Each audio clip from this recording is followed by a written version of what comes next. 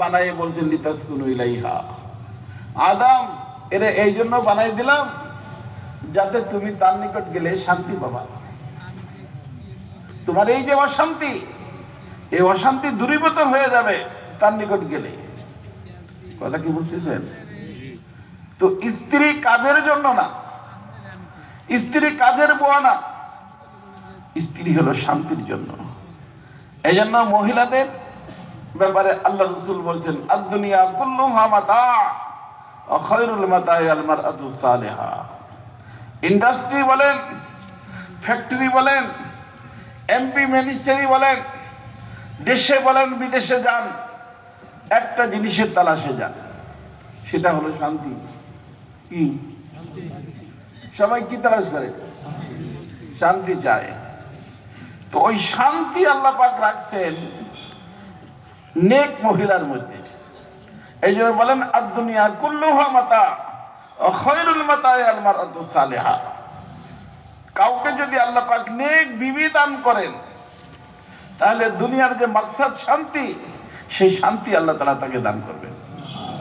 বিবি যদি কি হয়? নেক হয়। এই জন্য নেককার বিবির 5টা গুণ আমার আলোচনা আছে, গাড়িতে হয়তো পাইতেও পারে। নেককার বিবির কয়টা গুণ?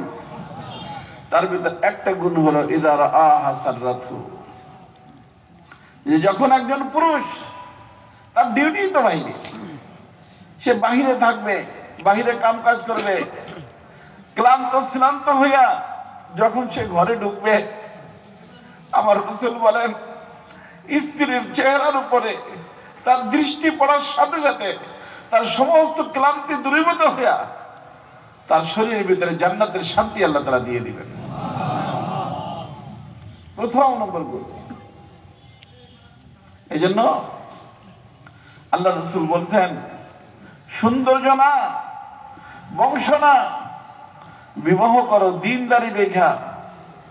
তোমার বিবি যদি কালো হয় আর দিনদারি থাকে, দেখা মাত্রই সে জান্নাতি, তোমার ভিতরে জান্নাতের শান্তি আল্লাহ তাআলা দিয়ে দিবে। জান্নাতের শান্তি আল্লাহ তাআলা দিবেন। কথা বুঝছেন? এই জন্য শান্তি, এই শান্তি পাওয়া যায় কোথায়? নেক বিবির মধ্যে। নেক বিবির 5টা গুণ, তার ভিতরে 1 নম্বর এটা। এই জন্য মা বোনরা স্বামীকে শান্তি দেওয়ার চেষ্টা করবে। এই জন্য আমি বলি, একজন নেক মহিলা যখন কোনো ঘরে যায়, আল্লাহর মেহেরবানি ওই ঘরটাকে আল্লাহ জান্নাত বানায় দেয়। কারণ তার পয়দাই তো জান্নাতে। সে আসার কারণে কি হয়ে যায়? জান্নাত হয়ে যায়। আর যদি নেক না হয় রে বাবা, সুন্দরী, বংশীয়, সব ঠিক, নেক না, দিনদার না, তাহলে তার ঘরে আসার কারণে ঘরের পরিবেশ জাহান্নামের পরিবেশ হয়ে যায়। এই জন্য পূর্ববাহির বিশ্ব তাদের চেষ্টা আমাদের মা বোনদেরকে নষ্ট করে দেয়া।